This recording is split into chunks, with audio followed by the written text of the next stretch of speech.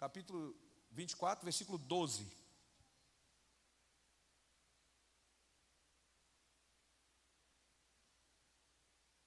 Preste atenção.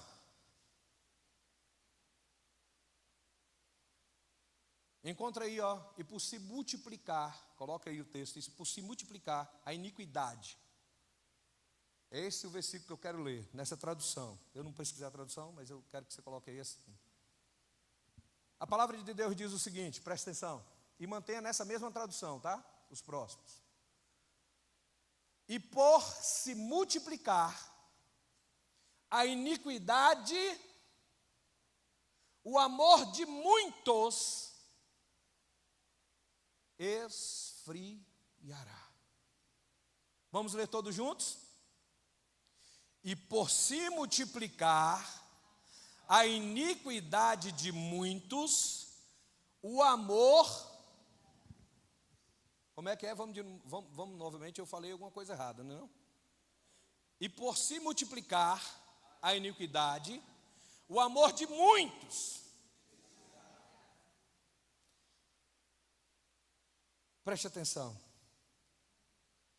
Para quem quiser pesquisar aí, a mensagem é um aviso para os últimos tempos. Essa palavra foi ministrada em um sermão na cidade de Winton, em uma quinta-feira, no dia 9 de maio de 1912. Faz algumas semanas. Pela boca, creio eu, que de um profeta para aquela geração e para a minha geração, por nome de John Wesley. E eu quero deixar o Espírito Santo de Deus falar com você. Cristo, em um discurso, avisou aos seus discípulos sobre o fim, porque falou acerca de terremotos em lugares e diferentes lugares, falou de fome, pestes, mas isso somente foi o princípio das dores. E ele disse que com tais coisas, os cristãos não deveriam se preocupar, não deveriam se incomodar. Porque por mais que a terra seja removida do seu lugar, as montanhas sejam carregadas para o meio do mar, ainda assim, o crente, ele deve confiar de todo o seu coração e permanecer tranquilo. Confiar em quem, irmãos? Confiar em quem, irmãos? Em Deus, através da sua palavra. Amém ou não? O que foi escrito, para o nosso ensino foi escrito, para a nossa demonstração foi escrito, para nos corrigir, para nos redarguir, para nos orientar, para nos direcionar. E aonde está escrito? Na palavra. O mestre disse aos seus discípulos que aqueles discípulos seriam odiados. Eles seriam odiados por todos os homens. Por causa de quê? Do nome do Senhor Jesus Cristo. Mas eles não deveriam estar aflitos por isso. Eles não deveriam estar angustiados por isso. Porque todos eles, de antemão, ele já tinha avisado. Ele lhes ensinou sobre este período que eles iriam passar profeticamente. Ele falou assim com eles: preste atenção, vocês vão enfrentar essas dificuldades, vocês vão ser perseguidos, e ainda, além de instruí-los que eles iriam passar por isso, ele disse, Mateus 10, versículo de número 29, ele disse o seguinte: não temais os que matam o corpo, mas não podem matar a alma. Temei antes aquele que pode destruir tanto a alma como o corpo e lançá-las no inferno. Mateus 10, 28. Assim, eles foram preparados para enfrentar uma prova de fogo que já estava prevista, predita. Deus falou que eles iriam passar terremotos, pestes, guerras, a perseguição. Isso não perturbasse a mente deles, isso não tirasse a serenidade deles como crentes em Cristo Jesus. Jesus deixou isso claro para eles e disse: não permita que isso tire de vocês o entendimento daquilo que eu farei. Mas esta é, sem dúvida, a ferida que causa a maior tristeza. Por quê? Realmente temos algo que nos faz tremer, que nos faz temer. Por quê? Lá no 24, versículo 12, nós lemos: e por se multiplicar a iniquidade. Mateus 24, 12. Por que acontece lá? E por se multiplicar a iniquidade. Ele está dizendo o seguinte: olha, preste atenção. Vocês são meus discípulos. Esta é uma geração, mas vão vir outras. E nessas outras gerações vai se multiplicar a iniquidade. E muitos das próximas gerações não irão ter o mesmo entendimento que vocês. Aí ele diz: isto é pior do que peste, a iniquidade. Ela é pior do que peste. O amor de muitos esfriará. Certamente isso é a pior perseguição que nós sofremos nos dias de hoje. Tal qual um pouco de água fora de uma vasilha ou de um vaso não pode causar nada, ou seja, não pode causar nenhum dano até que a própria água seja colocada dentro da vasilha. Então, aí ela passa a fazer e causar danos. Assim, as perseguições externas, o que ele quer dizer? Se eu pegar um veneno, deixa eu explicar, porque às vezes na linguagem do europeu é diferente. Se eu pegar um veneno e dizer: eu quero matar fulano de tal com veneno, e eu tentar jogar aquele veneno num copo e encher, e o veneno não ficar no copo, essa pessoa não toma o veneno num copo vazio? Ela consegue, eu dar um copo vazio para ela, morre? Ele está dizendo ali: assim como um problema ou um veneno ou uma água, ela não causa problema algum se ela não estiver dentro de uma vasilha. Ele está dizendo assim: imagine só, tem uma piscina vazia. Se uma criança descer ali dentro daquela água, dentro daquela piscina, ela vai morrer afogada? Ela pode ter um trauma se ela cair. Mas se aquela piscina estiver cheia de água, uma criança cair ali dentro, ela morre afogada ou não? É o que ele está querendo dizer, só traduzindo para vocês, talvez seja melhor do que o veneno. Então ele está dizendo o seguinte: isto aqui, que chama-se iniquidade, é pior do que qualquer outra coisa. Aí ele fala bem assim: se as perseguições, ela estiver lá do lado de fora da igreja, lá do lado de fora, ela prejudica a igreja? Não, ela está lá do lado de fora, não está aqui dentro. Ela pode até afetar em alguns aspectos, mas ela não contamina aqui dentro. É isso que ele está dizendo. Preste atenção. Essas não podem causar prejuízo nenhum à igreja do Senhor Deus, se elas estiverem fora. Mas, quando a maldade transborda dentro da igreja, logo o amor do povo de Deus se esfria. Por quê, irmão? Porque a maldade aconteceu aqui dentro. O que nos interfere é se acontecer dentro do corpo, dentro da igreja. Então, a partir de agora, se o problema estiver aqui dentro, o barco corre perigo, a embarcação corre perigo. Por exemplo, estamos andando em um rio, Como esses dias, quem é pescador, né, irmão, tu não sabe? Aqueles que andam de barco, já andou de barco, quem? A gente está andando aqui no barquinho, a água está do lado de fora, ela só é um meio para nos levar a algum lugar quando nós estamos dentro da embarcação. E se começar a entrar água dentro do barco, vai afundar ou não? Vai. Aí a gente começa a correr perigo.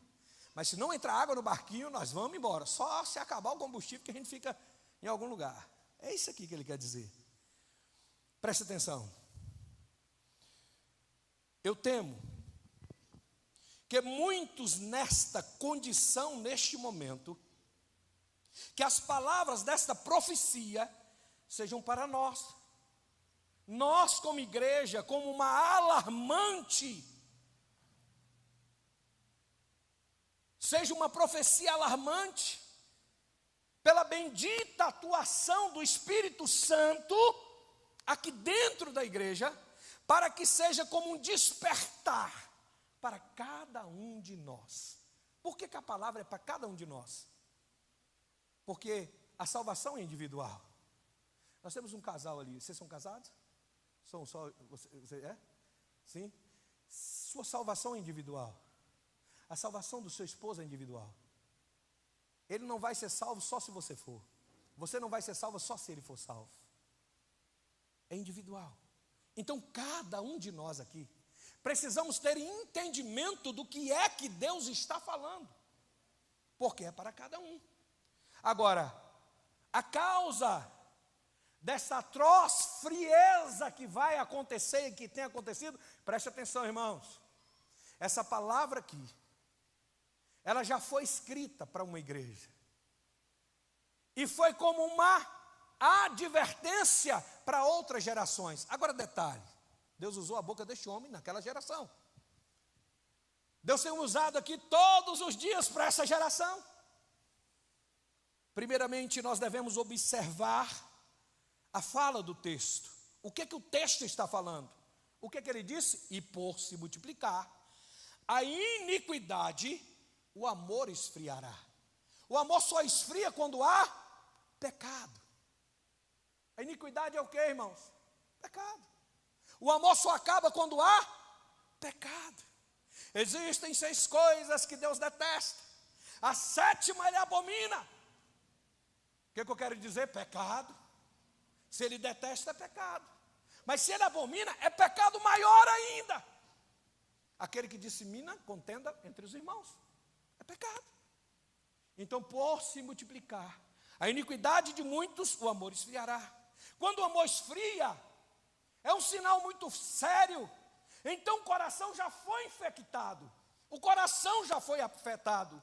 É como uma friagem. Aquela friagem que provoca dentro de nós calafrios. Sabe aquela febre que você nem sabe que está febril e de repente você começa a dar uns calafrios? A igreja começa a sofrer. Porque ela está infectada. Ela está contaminada. Agora, preste atenção.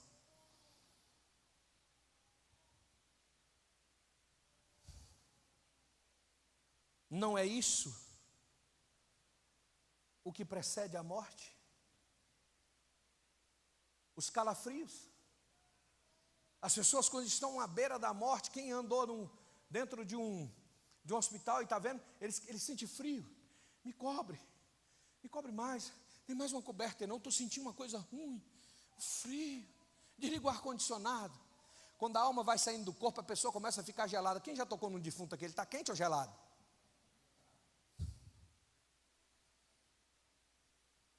Agora, qual é a sua causa?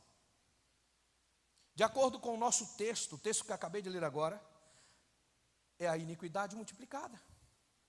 Quando ela está em abundância, o pecado faz tudo quanto possível para destruir a graça. Quanto mais pecado, menos santidade. E muito menos de toda a graça cristã. O pecado é como uma atmosfera venenosa. Se o homem tiver que viver nele, este deve orar constantemente, como uma excelente necessidade, como uma excelente intensidade. senão ele será vencido por ele. Vencido pelo quê? Pelo pecado. E logo se envenenará. Nós estamos aqui neste mundo e não podemos sair dele por completamente. É por isso e é por esta razão que nós vamos ter que viver diariamente em contato com o mal. Este contato se dá nas nossas ocupações diárias, lá no trabalho, lá na igreja, na minha vizinhança. Por mais precavido que nós sejamos, nós nos deparamos com essa intoxicação. Não podemos deixar de sentir este mal que está ao nosso lado, este mal que nos circunda, que está na atmosfera ao nosso redor, porque é um obstáculo à nossa santidade, é também um obstáculo para o nosso crescimento na graça. Quando ao redor do cristão a sociedade se torna declaradamente perversa, quando a gente olha à nossa volta, está todo mundo dominado por Satanás, está tudo contraditório. Você vê para um lado é podridão, você olha para o outro é podridão. Quem carrega um celular na mão, irmão, carrega uma mina de imoralidade, de destruição, de tantas coisas perversas, sim ou não? À nossa volta está tudo contaminado. É uma atmosfera de destruição. É difícil para se manter uma vida pura, para se manter a pureza na nossa vida, para manter uma força de um caráter espiritual. Neste momento, vivemos em um ambiente que dificulta o nosso crescimento como igreja. Neste momento estamos vivendo em um ambiente que impede a igreja a crescer. Neste exato momento a comunidade cristã Exército de Deus das Nações está vivendo isso. Em um ambiente que foi infectado. Mas não foi eu que escrevi, não. Impede, dificulta o crescimento. Todavia, nos primeiros dias do cristianismo, o povo do Senhor tinha que viver em uma sociedade que era pior do que a nossa sociedade hoje. Isto em via de regra. Como assim, pastor? Tanto quanto a sociedade que tem nos cercado hoje. Preste atenção aqui, irmãos, naquilo que o Espírito Santo de Deus vai dizer. Sem exceções, aqui ele está dizendo na cidade de Londres.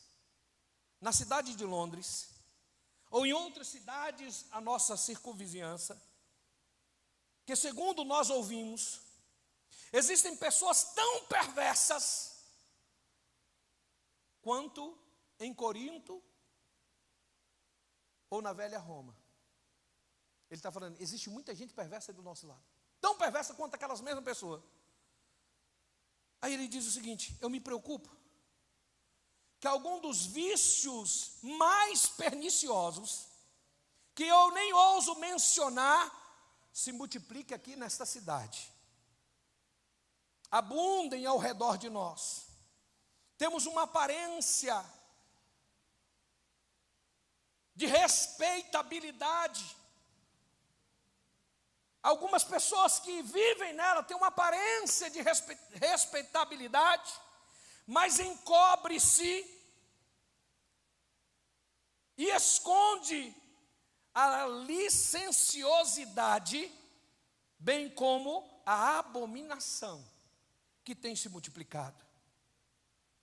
Aí ele diz que hoje eu li detalhadamente sobre os nascimentos de ilegítimos e fiquei atônico, perfeitamente pasmo com a terrível maldade desta terra. Sabe o que ele está falando? Que ele foi ler que algumas mulheres se engravidaram e que os filhos que estavam dentro do ventre delas eram ilegítimos. E ele já, em 1912, ficou pasmo com aquilo. Como se dissesse, não pode ter, são ilegítimos, não são filhos para nós deixarmos eles nascer, tem que tirar eles. São ilegítimos, e ele já ficou atônito. É o que ele está dizendo aqui. Não somos uma nação cristã. Não se atreva a falar com tamanha falsidade. A iniquidade está se multiplicando para que se torne a terra uma terra pagã. Parte disso se curva diante de imagens. Outra grita bem alto: Deus não existe. Ai, irmão, misericórdia. Tinha que ter acontecido um negocinho de Paris para isso hoje se tornar uma realidade. Quantos viram aquelas imagens escarnecendo daquilo que Deus falou? Será que ali estão dizendo, Deus existe, é um Deus maravilhoso, é o Filho dele aqui assentado na mesa de quem? Como diz o Carlinhos, esclarecedores ou escarnecedores? O que é isso que tem entrado dentro da igreja? A igreja permite isso. Cadê a voz da igreja para se colocar de pé e dizer, nesta nação, não? É o que ele está dizendo. Não somos nós uma nação cristã que crê na palavra, que acredita nos princípios da palavra. Por fim, uma terceira parte se esconde secretamente. Uma verdadeira, indescritível imundície. Ainda assim, ele diz, muitos de nós não entraram em contato com o vício na mesma proporção que os primeiros cristãos estavam. A sociedade no Império Romano estava totalmente corrompida. É surpreendente que Deus tivesse permitido que o mundo tivesse naquela situação, naquela época repugnante. Existe uma tendência que os valores e princípios cristãos caiam, porque crimes infames têm sido tolerados dentro de uma sociedade ao redor dos fiéis. O que ele quer dizer aqui, irmão? Está acontecendo coisas terríveis à nossa volta. E nós, como cristãos, como igreja, estamos nesse, ó.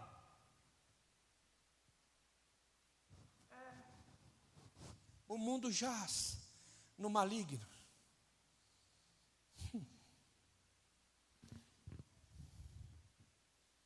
Observem as primeiras igrejas, nas quais alguns tanto pensam como ideias. O que ele quer dizer?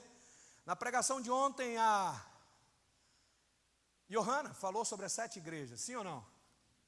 Nós temos algumas ideias que vêm daquelas igrejas, sim ou não? Temos ou não temos? Temos. Algumas ideias não, todas. Elas servem para nós como exemplo. Olha, presta atenção. Elas não eram tão boas assim quanto as igrejas de hoje. Por mais ruim que nós possamos ser, as igrejas daquele tempo não eram tão boas como nós. Aí ele faz o seguinte, olha o que ele diz. Veja a igreja de Corinto, por exemplo. Já ouviu falar de alguma igreja que permite a embriaguez durante o cálice, durante a Santa Ceia? Você já ouviu alguma igreja aqui no Brasil ou no mundo que no meio da Santa Ceia alguém pode tomar uma garrafa de vinho e sair daqui bêbado, carregado no colo? Você já ouviu falar disso? Alguém já ouviu falar de alguma igreja da nossa geração que pode beber para ficar embriagado dentro da igreja? Você já ouviu falar nisso? Pelo amor de Deus. A Bíblia diz que na igreja de Corinto tinha crentes que se embriagavam durante a ceia. Nós estamos melhor ou não estamos, irmão? Em alguns aspectos. Vamos mais. Já ouvimos falar de alguma igreja que permita conscientemente que uma pessoa viva de maneira incestuosa e permaneça como membro? Já ouviram falar? Alguém já viu falar aqui que um pai casou com uma filha e é membro de alguma igreja? Alguém aqui já ouviu falar que um pai se relaciona com um filho e é aqui da igreja, ou que um filho se relacione com outro irmão e é de dentro da igreja? Você já ouviu falar de alguma igreja da nossa geração que aceita, como eu vi uma reportagem recentemente, de um pai que morreu dentro de um motel e estava tendo relação com a própria filha, e foi buscar lá e ele infartou? Um pai tendo relação com a filha no motel, está no jornal, irmão, pode jogar na internet aí que vocês verem, não é mentira não, você pode olhar, e ele foi tirado de lá, morto, infartou. A igreja de Corinto aceitava, ou melhor, pelo menos lá dentro tinha. E o apóstolo Paulo chegou na igreja e encontrou isso. Eu espero que definidamente nós não aceitemos. Porém, as ofensas agressivas se tornam algo comum na nossa sociedade. Sabe o que ele quer dizer? Não é tudo pecado, mas está crescendo dentro da sociedade e nós estamos aceitando. Toma cuidado com aquela irmã lá, viu? Calúnia, difamação, apontar de dedo é o que, irmão? Advertência. Eu estou tentando advertir vocês, abre seus olhos. Não, é pecado. E só está aumentando. De maneira geral, nos dias de Paulo, e que para alguns cristãos, nem mesmo estas coisas eram consideradas como errada. A iniquidade se multiplicou e se tornou muito prejudicial para a graça. Foi algo tão terrível que aquele povo não pudera experimentar a doce graça do nosso Senhor e Salvador Jesus Cristo. Outra vez, a iniquidade é totalmente prejudicial ao crescimento, ao amor. Diga comigo, a iniquidade, o pecado, é prejudicial para o crescimento em amor. Irmão, deixa eu falar uma coisa para você.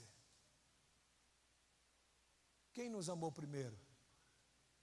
Quem nos amou primeiro? Deus.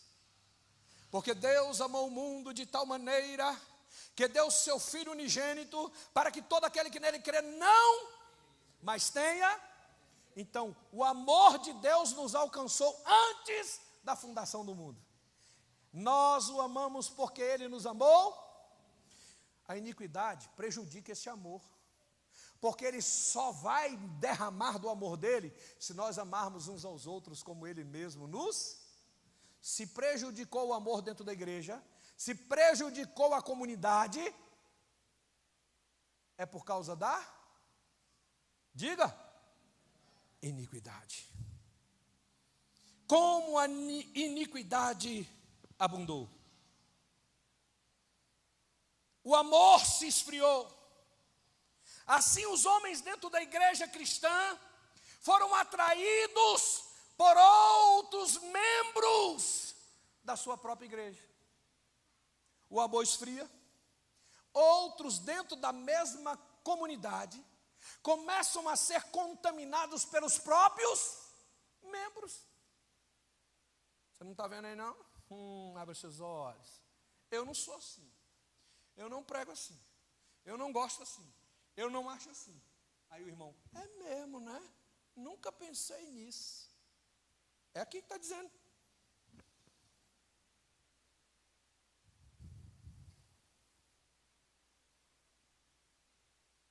Frequentemente, irmãos e irmãos tinham suas cabeças vendidas aos carrascos, por hipócritas como Judas.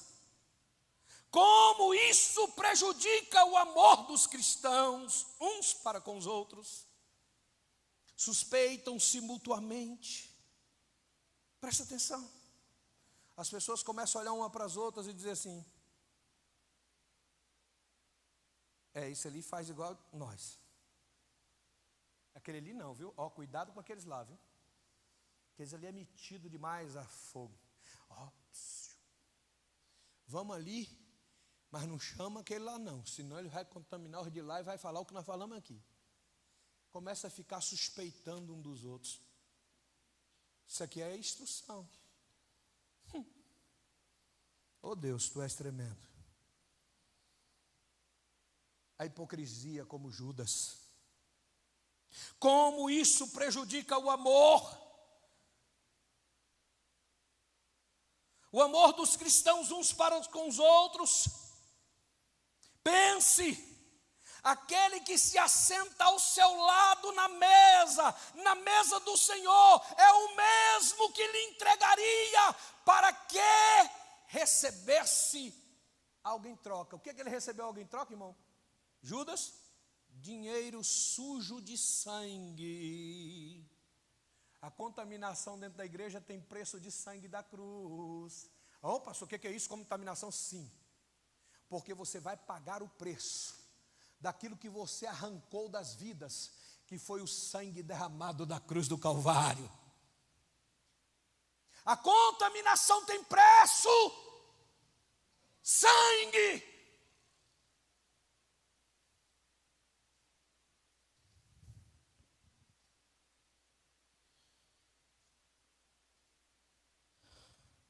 Então,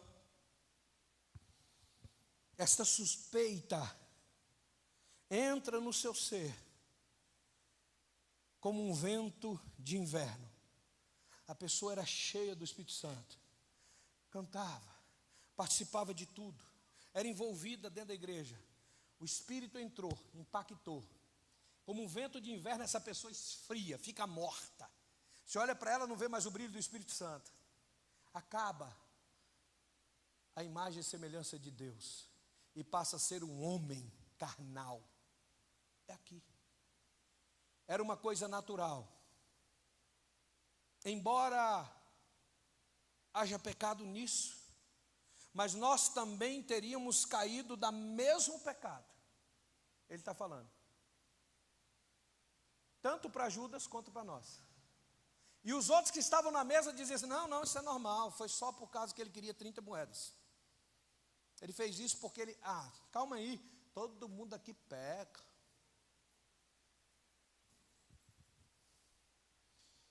Por toda parte.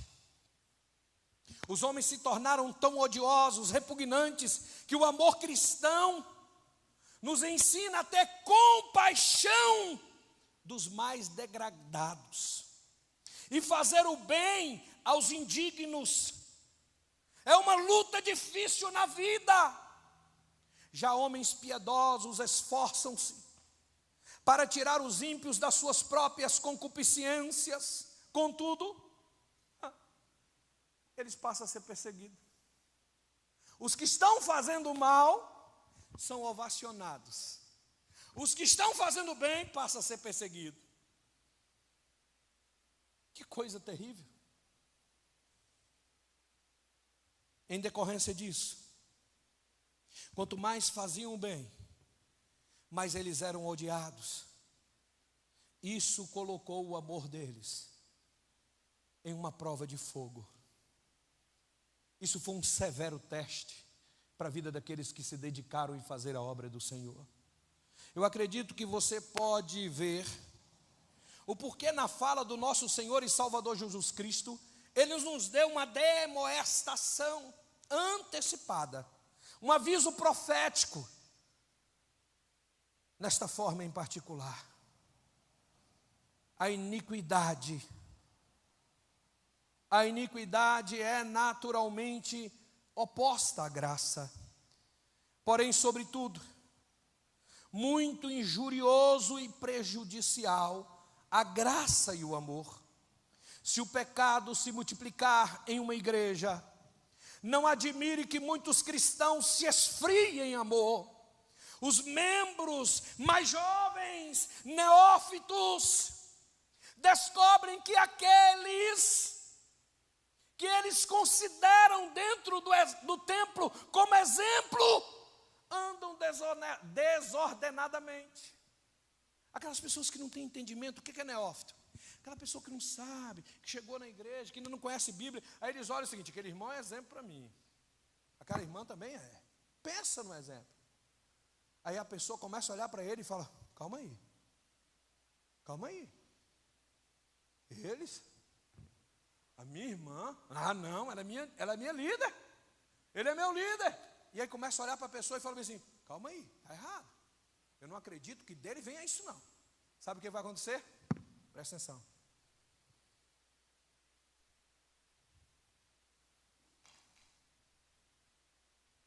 Eles começam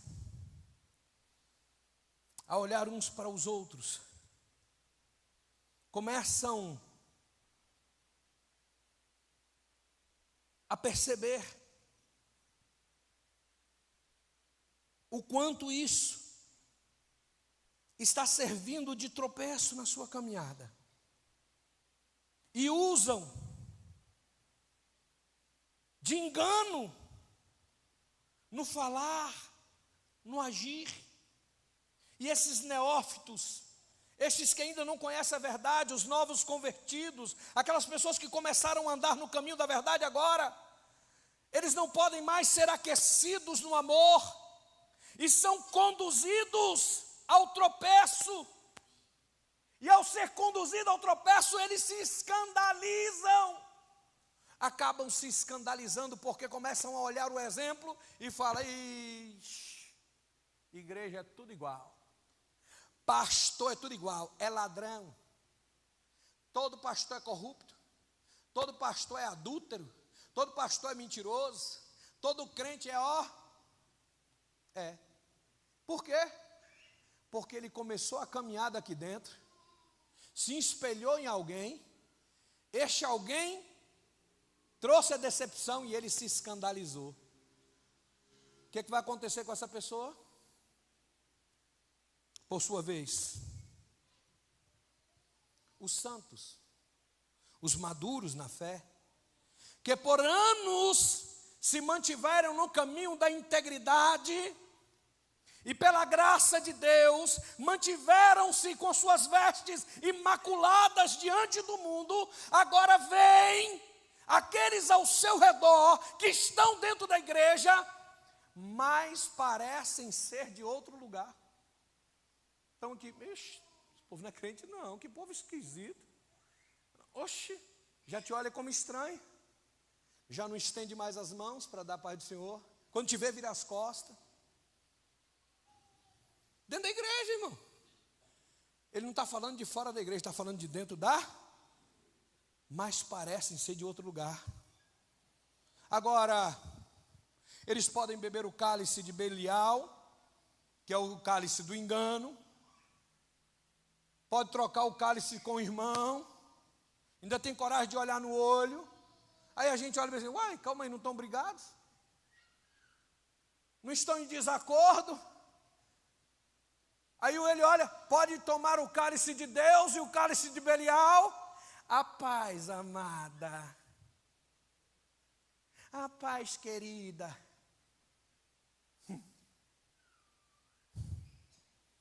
E se comportam-se como se seguissem a Cristo, e ao mesmo tempo seguem ao diabo.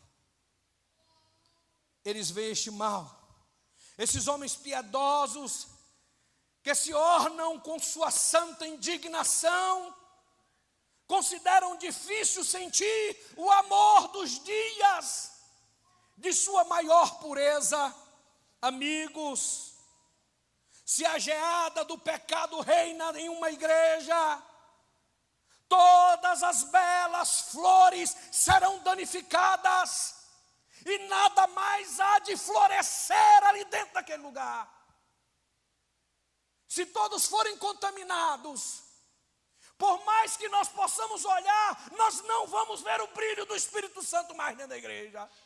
Você sobe aqui, canta, salpateia, pega fogo, aperta a mão, abraça, está no meio, mas não tem mais o brilho do Espírito Santo dentro da igreja. Ele se sente indignado, mas não pode fazer nada. O amor é uma planta sensível, e se os dedos do pecado a tocarem, ela mostrará. Quando existe verdade, a Bíblia diz que não há nada encoberto que não há de ser revelado. A Bíblia diz que os filhos do engano não permanecerão dentro da casa de Deus. Toca nas flores, mas logo vai aparecer. Logo, logo, Deus vai mostrar. Os lírios do paraíso, os do amor, podem florescer em meio de uma fumaça de iniquidade. Eles podem florescer em meio à impiedade, à poeira da impiedade, porque a iniquidade se multiplica, mesmo na igreja professa. Por que ela se multiplica? Ô irmão, é uma pergunta. Por que ela se multiplica mesmo dentro de uma igreja que professa o nome de Jesus, que tem cura, que tem milagre, que tem transformação, que tem comunhão? Por que ela acontece? Porque o amor de muitos cristãos, por que eles estão se esfriando hoje? Que sermão alguém poderia pregar sobre isso? Portanto, não farei nada parecido. Não desejo expor os males dos outros, deplorando-os, quanto vigiar contra os próprios males que estão dentro de mim. Não anseio que descubra a transgressão da igreja, mas que a igreja vigie diligentemente contra estes males. Em seu coração, esteja certo disso. Se você herder ao pecado qualquer espaço no seu coração, o seu amor esfriará. Qualquer espaçozinho que ele encontrar. Por isso que a Bíblia diz: não deis lugar ao diabo. Dê lugar ao diabo, irmão. Pode ser o pastor que for, o padre que for, o apóstolo que for. Dê lugar ao diabo, o diabo usa. Ele diz: não dê qualquer espaço no seu coração, porque se você der, o seu amor vai esfriar. Você não andará no amor a Cristo, e ao mesmo tempo andará no amor ao pecado. Se atualmente você se entregou ao impuro, ou cedeu à cobiça, se de alguma maneira você transgrediu contra o Senhor, não sentirá o amor por Jesus Cristo, como você já sentiu antes. Irmão, a culpa não está em Deus, a culpa está em você. Esfriou o amor aí dentro de você, a culpa não está lá. A culpa não está na liderança, está em você, porque o pecado tomou conta. Você não vai sentir mais a presença de Cristo como você sentiu antes. Aí você já vai olhar para o lado: será que tem alguém assim como eu? Sinceramente, porque a sua vida perdeu demasiadamente a doçura do Espírito Santo. Aí ele diz: então, clame a Deus, implore, grite, se desespere e peça para que Ele devolva a presença do Espírito Santo para você de volta. Não descanse até ficar satisfeito por estar perfeitamente restaurado. Não desista, permaneça, insista para que Ele te restaure.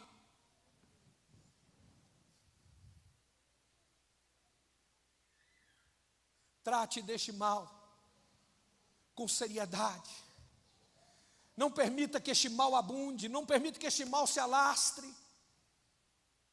Consideramos a frase: o amor de muitos esfriará. É uma coisa terrível, irmãos. É uma coisa mortal que o amor no coração de qualquer homem esfrie. Observe os rumos do amor cristão e verá o pecado deste esfriamento sobre vários aspectos. O nosso amor, em primeiro lugar, tem que ser um amor ao grande Pai. Porque o nosso Pai nos escolheu antes da fundação do mundo, antes que a terra existisse, e por este amor nós fomos novamente gerados, recebidos em sua família. Se o nosso amor por Ele se esfriar, qual prejuízo isso trará? A frieza para com um pai de família, preste atenção, a frieza para com um pai de família, vamos supor que você seja um pai de família. Conhece alguma família aflita? Você conhece alguma família aflita? Por isso, alguma família que se esfriou porque o pai é corrupto? Porque o pai é imoral? Porque o pai é beberrão? Porque o pai traiu a mulher? Você conhece alguma família assim? Que já não vê mais o pai como um exemplo? Se você fosse membro desta família, você teria se entristecido de ver o exemplo do cabeça da casa que já não é mais? A frieza ao amor do pai? Saiba que esta casa pode ser tudo. Uma casa que tem um pai deste jeito, que ninguém olha ele mais como exemplo, que ninguém olha ele mais como pai, que não respeita, que não considera. Essa casa pode ser tudo, menos um lar. Certamente perdeu o vínculo que unia, que fazia como que aquele ambiente se constituísse uma família. Diga comigo: que Deus nos salve desta terrível ruína e de toda santa imundícia, e que nós não percamos a unidade. Depois vem um amor ao Senhor Jesus Cristo, como também Cristo nos amou e se entregou a si mesmo por nós. Efésios 5:2. Veja, se o amor de Jesus Cristo esfriasse, preste atenção, se o amor de Jesus Cristo esfriasse por nós, que resultado trágico, que resultado doloroso seria. Existiria alguma graça espiritual em condição saudável aqui dentro de mim, aqui dentro de você? Caso o seu amor por Cristo chegasse a diminuir, como ficaria?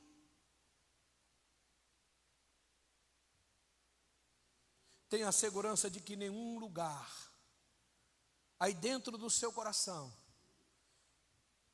esteja errado para com o seu Deus, esteja errado para com o seu Senhor.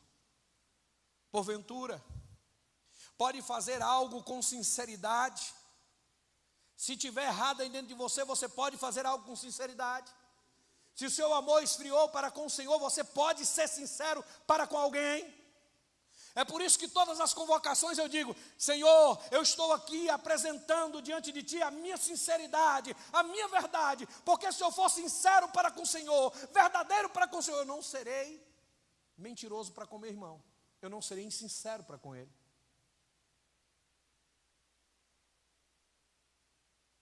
Será que você poderia apresentar a Deus alguma coisa com sinceridade? Se o amor esfriou aí dentro de você,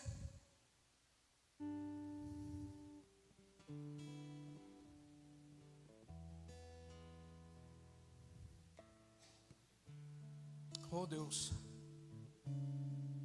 você pode cantar direito, você pode pregar direito, você pode orar corretamente, você consegue viver bem no meio do corpo de Cristo. Como nós podemos sonhar em multiplicar, sonhar em frutificar, se nós estamos separados da videira? O amor esfriou, acabou o amor, acabou a vida. Você vai ser você mesmo, imundo, sujo aqui dentro. Acabou o amor pelo Senhor, cara. Não tem mais nada. É como o metal que soa, o sino que tine, só tem barulho.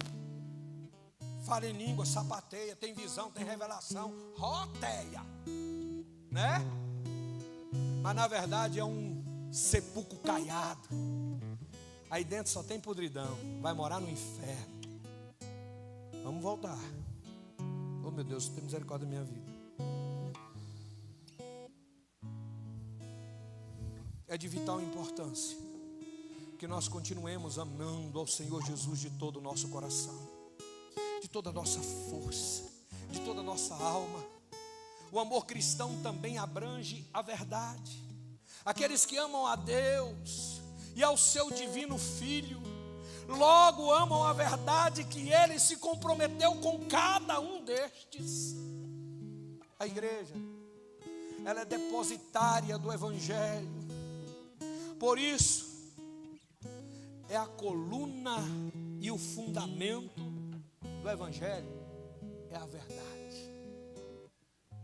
1 Timóteo 3, versículo 15.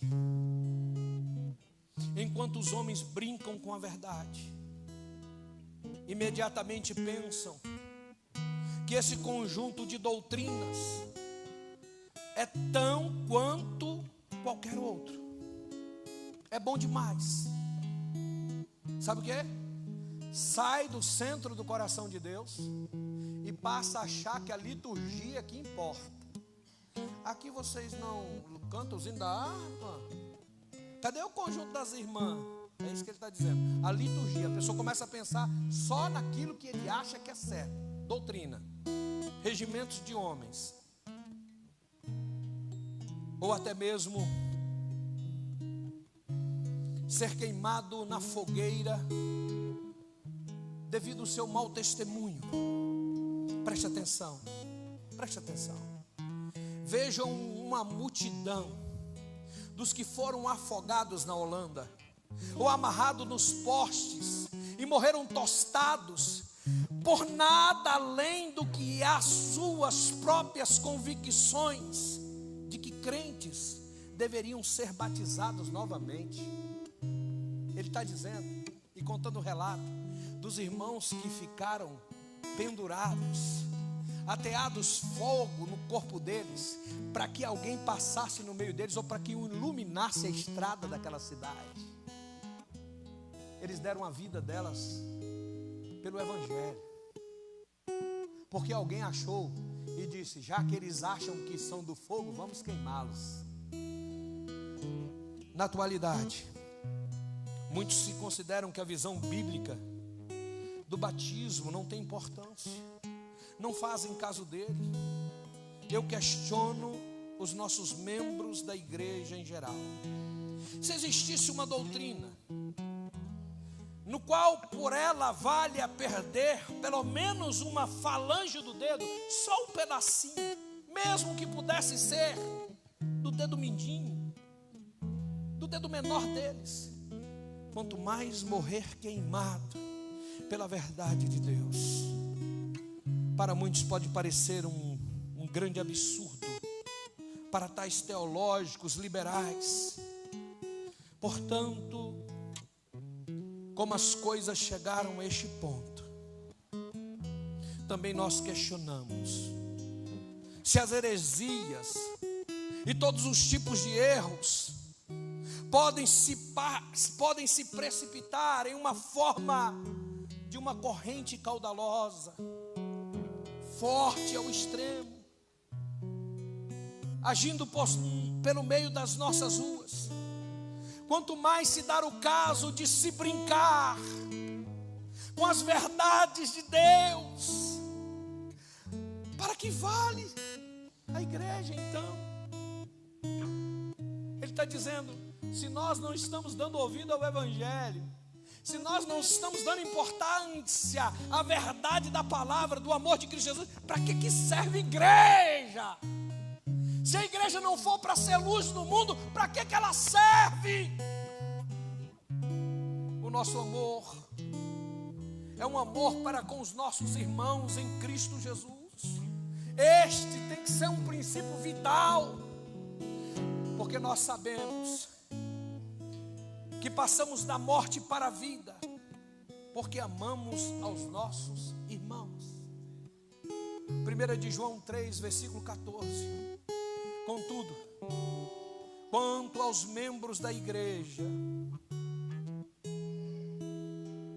amam-se mutuamente. Quando um pastor, quando um professor não se importa em absoluto com o que acontece com seus irmãos, preste atenção, ele está dizendo o seguinte: o que adianta ter um pastor, o que adianta ter um professor, o que adianta ter um mestre em divindade, que não se importa com o amor dentro da igreja, que não se importa com a comunhão dentro da igreja, que não se importa com a verdade? Ele está dizendo, para que isso serve? De que adianta isso? Então, se assim, resta alguma coisa do cristianismo? Se as pessoas que eram para ensinar a verdade não se importam mais com ela, acaso não tem nome de vivo aquele que está morto? Apocalipse 3:1 tem nomes de que vive, mas estás morta, porque o amor se esfriou. O cristianismo simplesmente acaba se finalizando. Ele se acaba quando o coração da igreja está frio, pois a sua própria vida, a vida da igreja, é o mútuo amor que nos une. Eu vou repetir aqui, essa eu vou falar por mim. Não é a primeira, nem a segunda, nem a terceira vez que vem pessoas aqui nessa igreja, e quando sobem neste altar, declara o que o nosso irmão Kleber falou naquele dia que ele ministrou aqui naquela quarta-feira. Eu dou testemunho dessa igreja por onde eu ando, do amor dela, da unidade dela, do compromisso dela, da fidelidade dela, da honra dela, do carisma dela, da recepção dela, do aconchego dela, da forma com que vocês abraçam as pessoas, de quando vocês se dedicam a servir um, vocês servem todos servindo um. Eu nunca vi isso. Ele falou, foi aqui, não foi só ele. Eu ouvi isso da boca do George quando ele começou as primeiras pregações aqui. Eu ouvi isso da boca de vários que tiveram a oportunidade de passar por aqui. Amor é o que define a noiva do Cordeiro. Deixa eu dizer para você,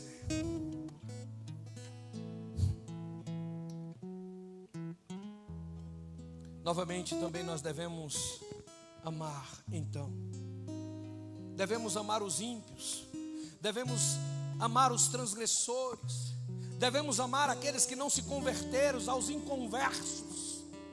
E pela demonstração do amor, ou é pela demonstração do amor, que nós podemos ganhar as almas para Cristo Jesus.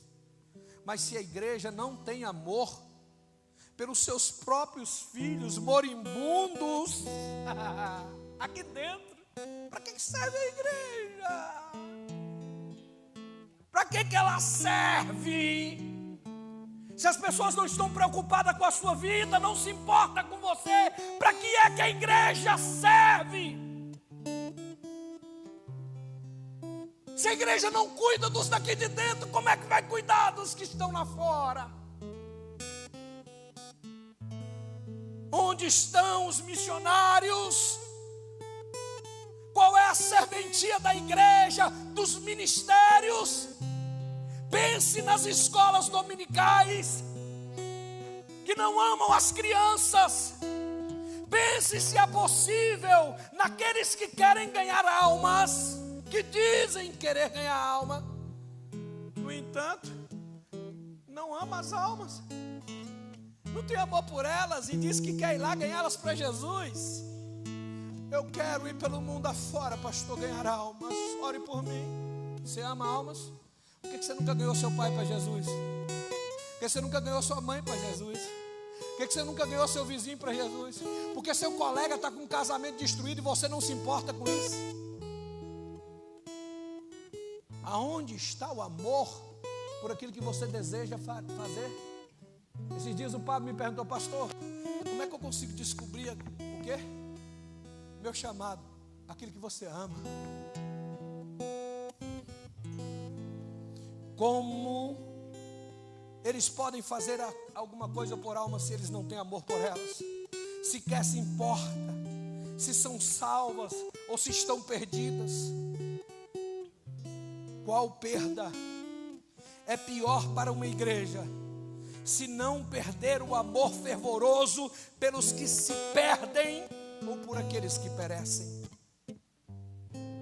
Qual é a perda pior de uma igreja? E alguém chega para mim e diz que é a igreja que não vai crescer. Satanás, tu vai para o quinto dos infernos, Satanás. A comunidade cristã, Exército de Deus das Nações, não vai crescer não, ela já é grande, ela já é extraordinária, ela tem um dono. O Deus vivo, o Criador dos céus e da terra, constituiu esta casa. Ela vai sair de 200 metros quadrados para 1000 metros quadrados. Está entendendo, crente? Agora tu com cara de jumento não vai não. Entra lá não. Aí foi eu, irmão, não foi o John Wesley que falou não, viu? Ai, Deus tem misericórdia de mim. Eu tenho que ser crente, me deixa, Pai, eu quero ser liberto. Ainda se multiplica a iniquidade.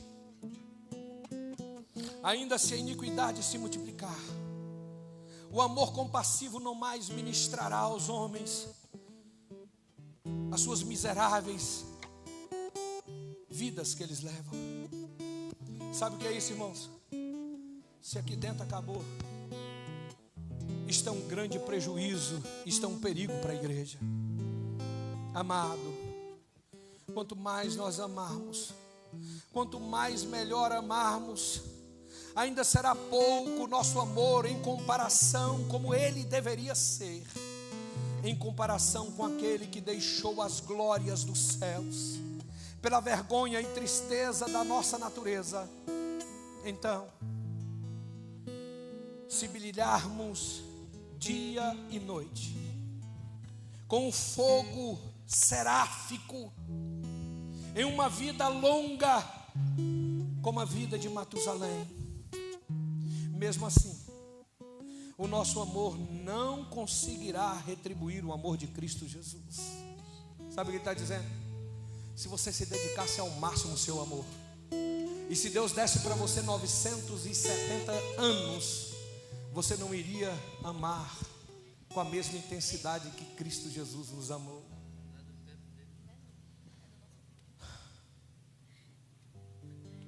Se este amor que é pobre, que é pequeno, o nosso amor é pobre, ele é pequeno, esfriasse, o que é que vai acontecer, irmãos? O que acontecerá? Os olhos que veem o bem amado, para sempre se deixará de ver a beleza que existe nele agora. Esses olhos estarão cegos. O que é que cegou esses olhos? O que foi que cegou os olhos daqueles que viam a Deus como Deus, que entendiam que Ele é o amor, que nos amou e que nos uniu? Sabe o que vai ser agora? Olhos cegos. O que foi que acabou com isso? A iniquidade, o pecado. Corações que se alegram intensamente pela presença daquele que Jesus reina, que é Jesus que reina eternamente entre nós. Uma vez crucificado, os que os afligiram tanto, para se esfriar no momento em que mais precisamos de amor. O que foi que contaminou seu coração neste momento em que a igreja mais precisa de amor? O que foi que aconteceu com a nossa geração, que é a geração que antecede o arrebatamento? O que foi que aconteceu?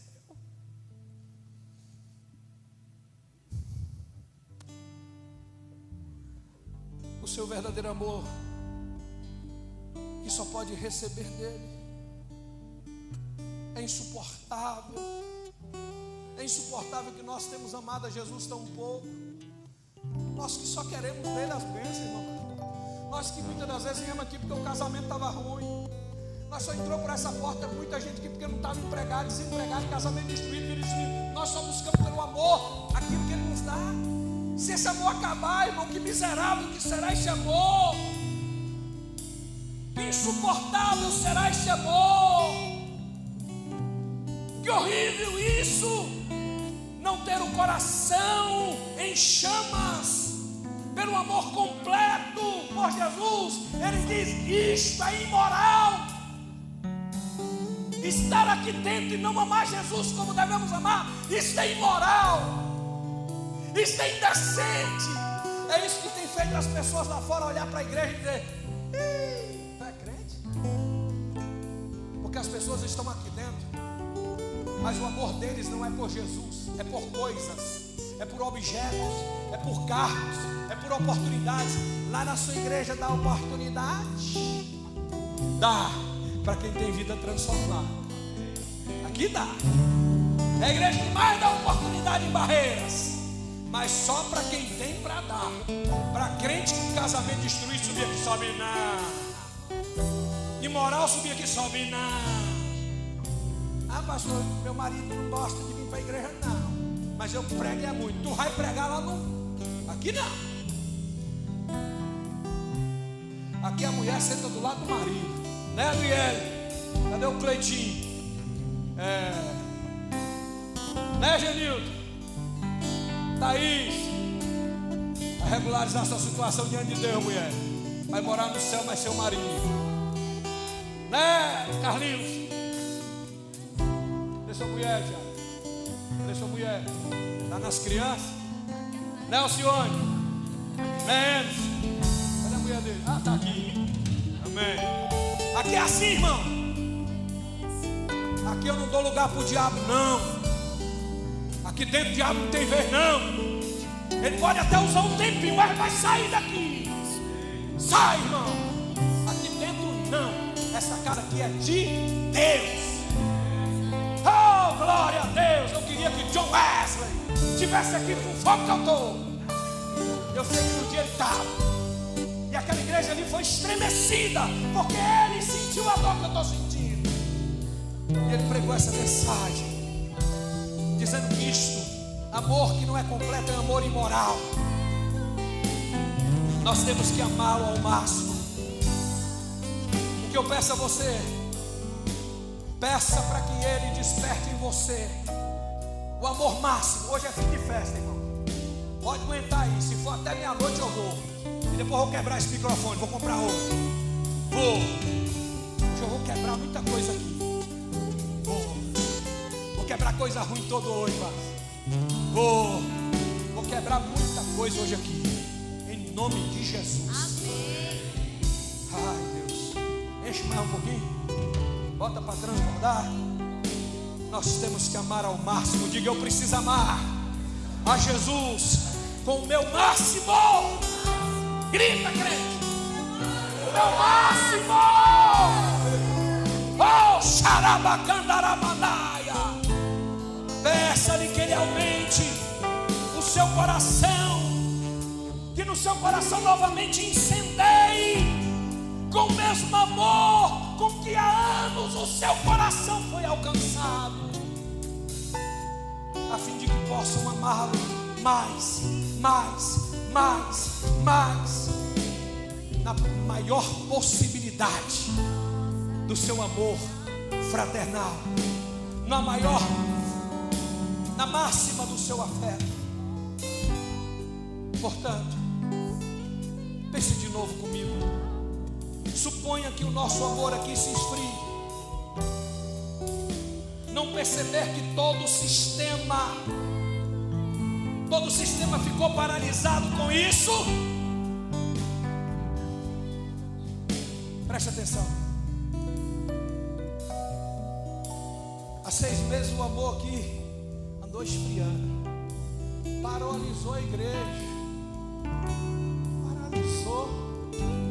ninguém ama mais, ninguém cuida mais, ninguém fala mais, cada um nos seus cantinhos, cada um no seu mundinho. Isso foi prejudicial demais, mas eu louvo a Deus, irmão. Ebenezer Lemos Eleutério Filho não é cauda, não, é cabeça. Deus me colocou como cabeça aqui neste lugar, como cabeça e não como cauda. Eu continuo amando com o mesmo amor, respeitando com o mesmo respeito, cuidando com o mesmo cuidado, dedicando do mesmo jeito. Só que não posso aceitar com que aquilo que governa para destruir, destrua aquilo que Deus confiou a mim. Ai, Deus, não vai. Se o amor se esfriar, tudo será feito com frieza. Quando o amor se declina, que pregação fria nós teremos. Tudo se esfria. Como luar sem lua, pode existir luar. Como a luz do sol pode ser sem calor. Apenas como um mármore polido, bonito, lindo, mas frio, não é igreja. Ai, irmãos, que canção fria a gente tem dentro de uma igreja que está esfriando. Que canção fria, oh. Que canção fria cantaremos. Uma música linda, com arranjos de flautas, órgão, porém com o canto da alma diminuído, fraquinho. Eu te amo, Jesus. Amaná, amaná, amaná. Tão pouco seria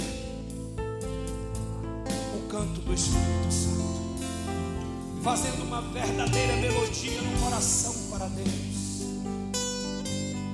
E quanto à oração, que oração pobre. Será que eu posso chamar as orações que estão sendo feitas no grupo de oração? Será que as manhãs com Deus têm sido manhãs de oração? Será que na sua casa, quando você dobra o joelho, Deus está te ouvindo de verdade? Será? Aqui, ó, oração fria.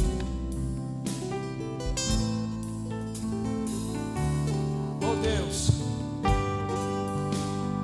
que mínima dádiva. Quando o frio toma conta do lugar,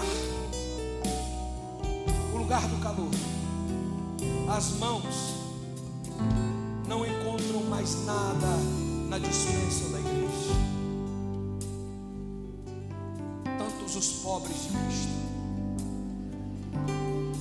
quantos pagões morreram, porque vivemos para acumular, para enriquecer. Sabe o que ele está dizendo aqui? Quem que conhece alguém que morreu sem Jesus, e você sabendo que ele não tinha Jesus, não levou Jesus para ele porque você estava preocupado com o seu eu? Meu casamento, meu emprego, minha casa, meus bens, e as pessoas morrendo lá fora, porque seu coração anda frio. Tantos pobres de Cristo morreram porque nós vivemos para acumular riquezas. Será que alguma coisa continua bem quando o amor se esfria? Alguma coisa continua? ou algo acontece de bom quando o amor esfria, queria ser como era antes. Em toda a minha extensão de vida, quando no instante em que fui tocado até o fundo da minha alma pelo amor ao Senhor, eu sempre agiria igual, como se eu tivesse visto Ele pela primeira vez. Eu tocaria Ele, colocaria o dedo nas marcas dos seus cravos, viveria como Maria, apenas assentada aos seus pés. Sim, ainda estaria sentado ali até o dia de hoje. Falaria por Ele, daria tudo que tivesse por Ele, para que, como João, eu pudesse colocar o meu rosto deitado em seu peito e o amá-lo eternamente. Preste atenção, é um grave perigo da propagação deste dano dentro da igreja. Eu lerei o texto traduzido como precisão. O texto é assim: porque a iniquidade abundará e o amor de muitos se esfriará. Esta expansão dessa iniquidade é muito triste, mas ela é verdadeira. O amor de muitos e o amor da minha parte, ou seja, da maior parte da igreja, isso supõe, irmãos, isso é mortal. Se o amor da parte maior da igreja esfriar, isso torna-se mortal. Isso supõe um estado mortal. Apesar de muitos mantê-lo como seu semblante, mesmo que muitos aqui estejam ainda cheios, mas se a maioria foi contaminada, a igreja vai morrer. Preste atenção. O irmão que está frio pergunta para o outro irmão. É uma pergunta isso aqui. O irmão que está frio vai lá e pergunta para o irmão: qual é a sua temperatura? Aí o outro irmão vai e ele responde: eu acredito que a minha está abaixo de 0. E novamente outro e outro diz: sério? Eu também. Temos certeza disso. Se a maioria é quente, os que estão frios, o amor logo será descongelado. Porém, se estão abaixo de 0, certamente eles vão congelar o corpo inteiro da igreja. Irá congelar o corpo inteiro como um bloco de neve, um grande bloco de gelo miserável. E a igreja mais respeitada, e com mais sobriedade, e com mais sinceridade, que já conheceu. Alguém vai perguntar: será que não tem uma igreja melhor do que aqui? Olha lá. Será que esta igreja, você já viu falar da igreja tal? Moço, lá é bom demais. Ó, alguém pergunta para o outro: você não conhece outra igreja? Será que a melhor igreja da cidade é esta aqui?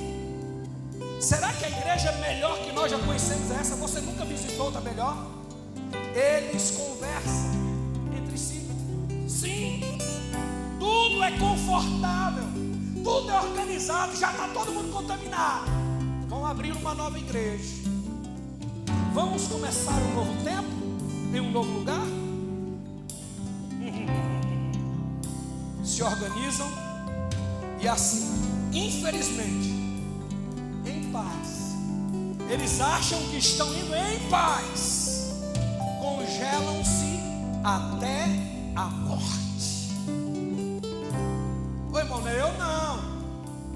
Eu não estou pregando. Tem um negócio que eu falei aqui de jumento, foi eu.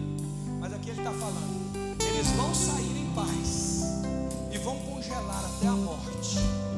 Não há ninguém que possa repreendê-los. Não há ninguém que possa repreendê-los. Sim, muitos esfriados. Então, poucos entre eles são capazes de repreendê-los com autoridade. São eles mesmos desprezados e dizem: vejam, o jovem terrível, fanático, puxador de saco da liderança, o crítico que se acha zeloso, não deixará. Quem disse sozinho, mas dirá: calma aí, eu era igual a ele. Ele vai superar isso no futuro. Eu era desse jeito, fanático, gostava dele também mais. Eu ia junto com ele, agora eu não vou mais. Lá no futuro isso vai mudar. Sim, quando ele chegar à minha idade, será prudente como eu. Neste lugar, uma irmã sente o anseio pela conversão de almas, está inquieta por isso. Um sonho, um desejo. Uma senhora de renome declara: essa jovem aí é atrevida demais, essa jovem aí é habilidosa demais. Ela está querendo colocar a mão aonde, colocar o chapéu aonde a mão não alcança. Existe um enxame de abelha dentro do chapéu dela. Ela está confusa. As pessoas que são ativas, as pessoas que são honestas, são consideradas problemáticas quando o amor de muitos se esfria. Os poucos passam por situações terríveis e se repreendem. Os que falam mal deles logo são apagados, tirados do convívio, e isso acaba destruindo a igreja, e aí confirma o mal. Então a tendência é esfriar ainda mais. Continuam congelados. Não há como dizer ou mencionar quão frio é este lugar, quão frio é uma pessoa. Já foi queimada pelo frio, ela já foi destruída. Eu sim, suponho que você também. Já preguei em lugares em que a temperatura espiritual era semelhante a uma casa de gelo. E preguei mais forte que pude, dei o máximo que pude dentro da igreja, mas não trouxe resultado nenhum. As minhas palavras caíram no chão como cubos de gelos, porque a igreja não recebeu. Igrejas que são frias crescem até que se tornem icebergs, e no tempo devido o grande Deus quebra-os, despedaça-os, e eles desaparecem simplesmente como nunca existiram antes. Existe um convite a uma atitude séria da nossa parte diante do perigo que nos ameaça gravemente muitas igrejas. Há um convite para uma atitude séria da parte que Deus nos confiou. Que atitude é essa? Porque em primeiro lugar devemos lembrar: se o amor de muitos esfria, consequentemente o nosso amor também pode se esfriar.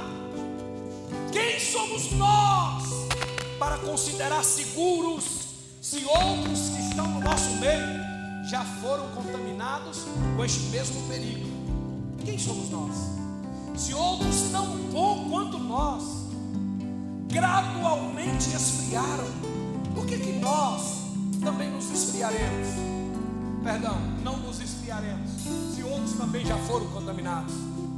Que sejamos vigilantes, que sejamos diligentes, que sejamos cuidadosos, que buscamos mais a graça de Deus, e esta graça quem pode trazer a nós o discernimento. Observemos que se o amor de muitos se esfria, reclamações não resolvem. Não adianta chamar atenção, não adianta brigar, não adianta discutir. Reclamações não resolvem. Mas poucos devem se reunir em oração. A verdadeira vitalidade de uma igreja raramente está em muitos. Entretanto, geralmente ela está em poucos. Dentro de uma uma eleição e de outra eleição. Primeiramente você vai juntar um grupo, depois outro grupo, e ver quem verdadeiramente quer. É uma eleição e depois outra eleição. Lembre-se que havia 12 discípulos. Lembre-se, era 12. E dentre os 12, 3 mais próximos. Era 12, mas só tinha 3 próximos a Jesus. E dos 3, apenas um era íntimo. Assim, a eleição tem círculos dentro do círculo. Dentro da igreja, isto é nominal, pessoa por pessoa. Não podemos dizer que todos são povo de Deus. Não, não são. Mas muitos podem se esfriar, mesmo sendo povo de Deus. No entanto, haverá um remanescente na vida e no amor verdadeiro. Que Deus nos permita permanecer.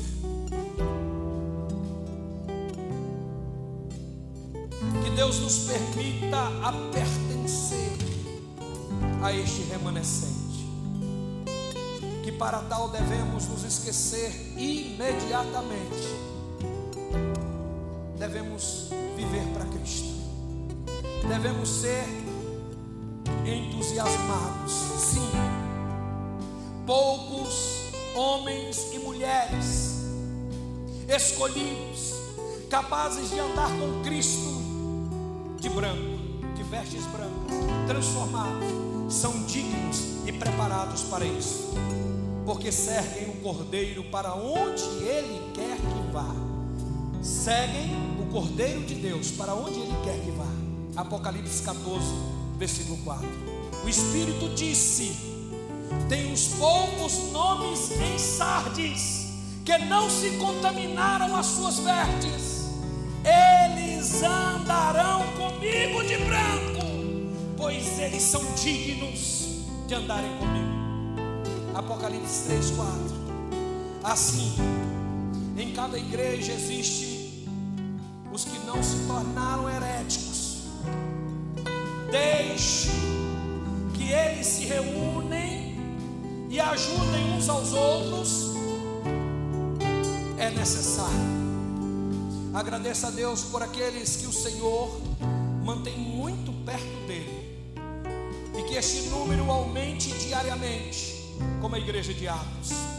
Que cada um de nós seja cheio do Espírito Santo. Quando eu ouço falar de um ministério após outro ministério que, desistindo do Evangelho, acabaram ficando para trás, você sabe o que eu digo de mim mesmo?